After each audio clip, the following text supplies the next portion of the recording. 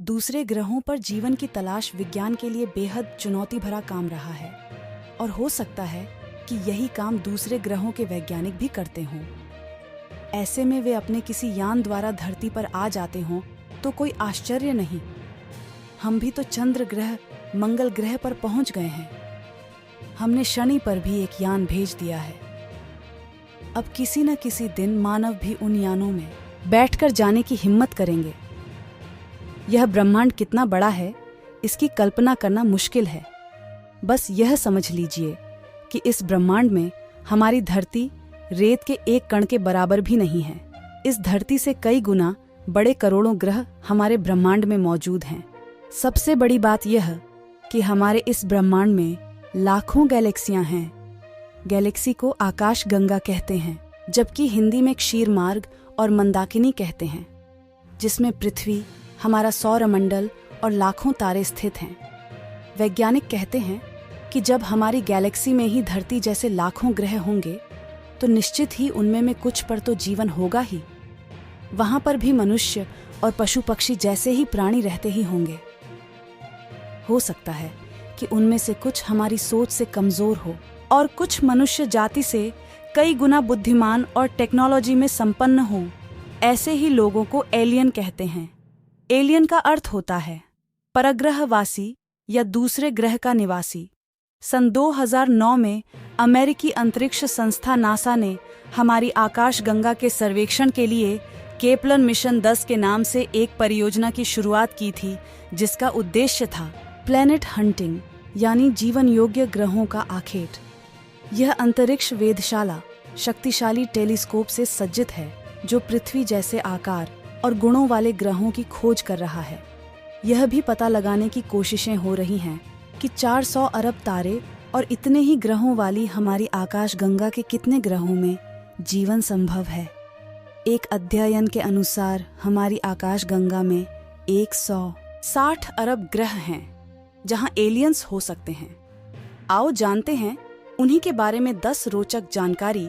वर्षों के वैज्ञानिक शोध से यह पता चला कि 10,000 ईपू धरती पर एलियंस उतरे और उन्होंने पहले इंसानी कबीले के सरदारों को ज्ञान दिया और फिर बाद में उन्होंने राजाओं को अपना संदेशवाहक बनाया।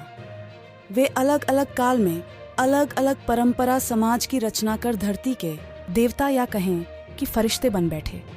इजिप्ट, मिस्र, Mesopotamia, Sumerian, Inca, Babylonia, Sindhu घाटी, माया, मोहनजोदड़ो और दुनिया की तमाम सभ्यताओं के विकास में उन्हीं का योगदान रहा है। उन्होंने ही चीन, भारत, मिस्र, इजराइल, अमेरिका और रशिया में ऐसे स्मारक, पूजा स्थल या अजूबे बनाए जिन्हें बनाना मनुष्य के बस की बात ही नहीं लगती।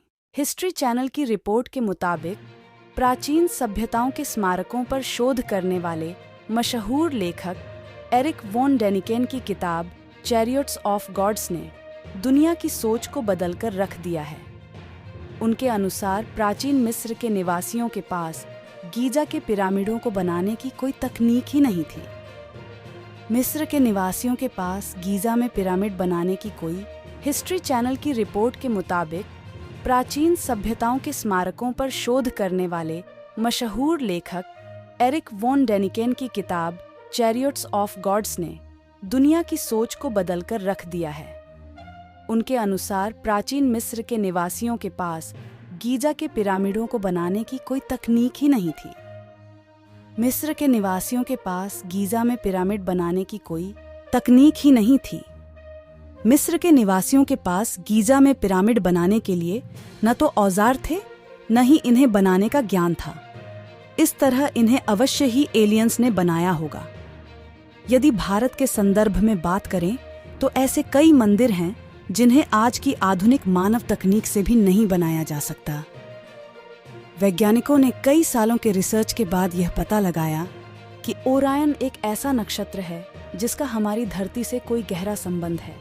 भारतीय, मिस्र, मेसोपोटामिया, माया, ग्रीक और इंका आदि सभ्यताओं की पौराणिक कथाओं और तराशे गए पत्थरों पर अंकित चित्रों में इस नक्षत्र संबंधी जो जानकारी है वह आश्चर्यजनक ढंग से एक समान है।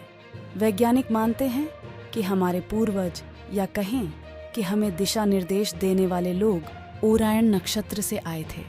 भारत में ओरायन नक्षत्र को कालपुरुष नक्षत्र कहते हैं, जो मृगशिरा से मिलता जुलता है।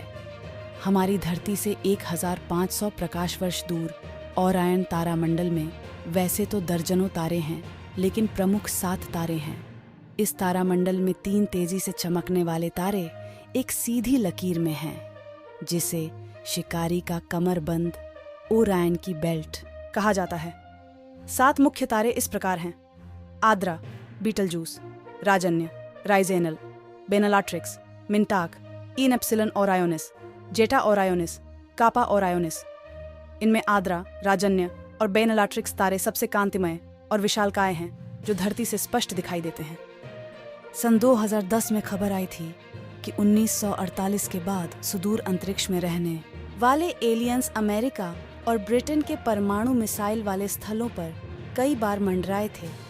अमेरिकी वायुसेना के पूर्व जवानों के एक दल का दावा है कि ब्रिटेन के सफोल्क परमाणु स्थल पर वे उतरे भी थे। इन अधिकारियों ने अज्ञात उड़नचतरियों यूएफओ से जुड़े अपने अनुभवों को सार्वजनिक करने की घोषणा भी की थी।